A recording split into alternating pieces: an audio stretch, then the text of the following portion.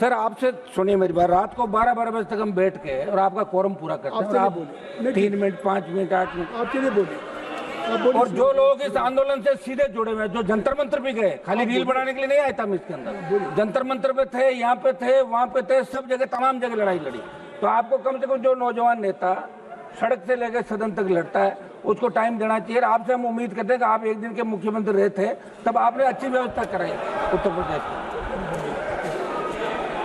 Sir वो movie आई थी ना, नायक मूवी जो आप पे बनी थी। हाँ सर आप बोले तो आप चालू करना है साहब, आप पहले डिस्टर्ब कर देते। सबसे पहले मैं धन्यवाद दूंगा आपको सर। ये लोक परीक्षा संशोधन विधेयक 2026 की जो चर्चा हो रही है, पूरा देश स्तब्ध था जब नीट का पेपर दूसरी साल लगातार लीक हुआ। और मैं सबसे पहले मेरे उन 20 छोटे भाइयों को बहनों को श्रद्धांजलि अर्पित करूंगा जिन्होंने नीट पेपर लीक की वजह से आत्महत्या की। इस सिस्टम को ठीक करने के लिए हम सबकी जवाबदेही है, लेकिन इन बच्चों ने अपने आप जंतर मंतर पे बिना किसी पार्टी के झंडे के, बिना किसी नेताओं का आशीर्वाद के एक हिंदुस्तान को बदलने का प्रयास किया। मैं स्वयं मौके पे गया था सभापति जी, राजस्थान के अंदर भी बहुत से प्रदर्शन हुए। और पेपर लीक की घटनाएं चाहे किसी भी सरकार के समय रही, चाहे किसी भी राज्य के अंदर रही, हम सबकी जिम्मेदारी बनती है कि पेपर लीक नहीं होने चाहिए।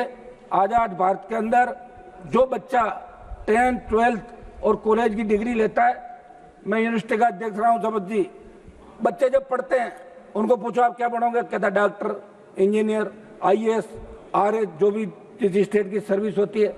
लेकिन दुर्भाग्य से उन बच्चों को पेपर लीक की घटनाओं का सामना करना पड़ रहा है।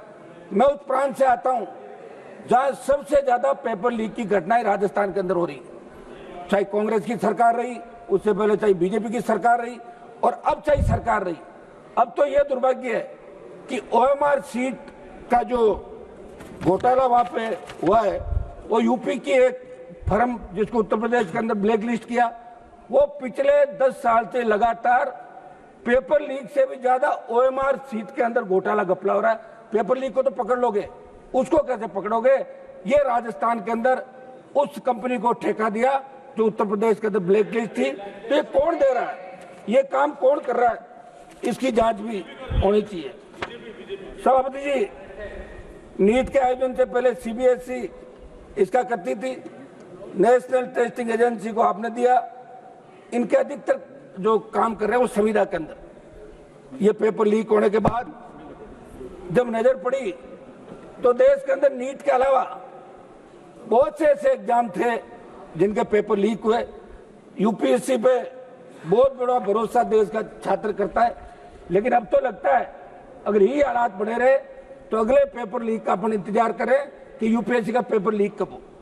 आप ये कानून लेके आए और निश्चित रूप से इस अवधि के अंदर अच्छा ये होता कि आपके मंत्रियों का डेलीगेशन जंतर मंतर जाता, बच्चों से बात करता और मैसेज आप देश के अंदर देते कि हम बच्चों के साथ है।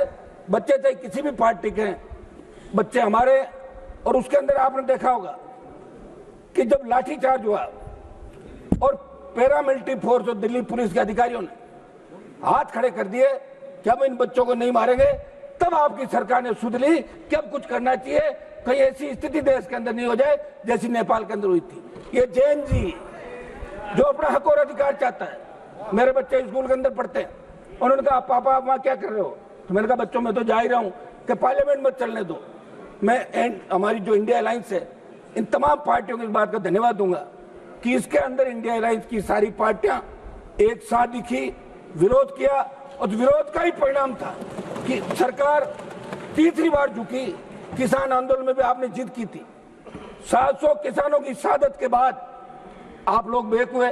आपने अपने सारे सांसद जो बीजेपी के थे, मंत्री थे, इनसे लिखा कि बिल बहुत अच्छे हैं, और फिर अचानक प्रधानमंत्री जी ने बिल वापस लिया। एक सांसद हमारे यहीं बैठे हैं, उनको पता किन स्थिति में बाद में गुजरना पड़ा।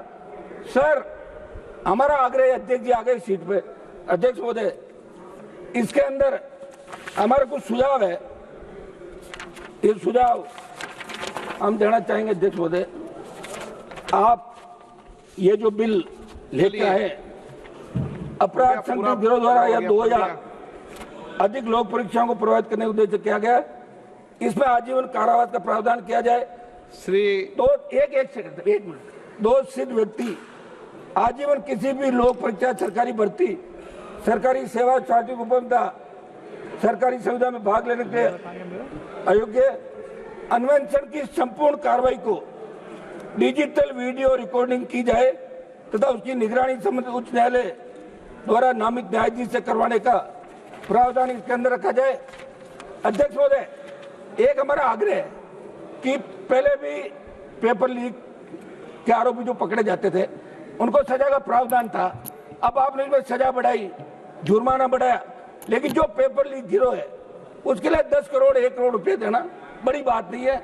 मेरा आग्रह है कि ये जिस तरह मुलजिम पे रखा जाए कि वो सिद्ध करे कि वो दोषी नहीं है, ये कानून के अंदर होना चाहिए। और हमारा एक आग्रह ये है, हमारे डीजीपी साहब बैठे हैं, नार्को टेस्ट और पॉलीग्राफ ये किसी मुलजिम का करना होता है तो कोर्ट तय करेगा कि नार्को टेस्ट होगा कि नहीं होगा।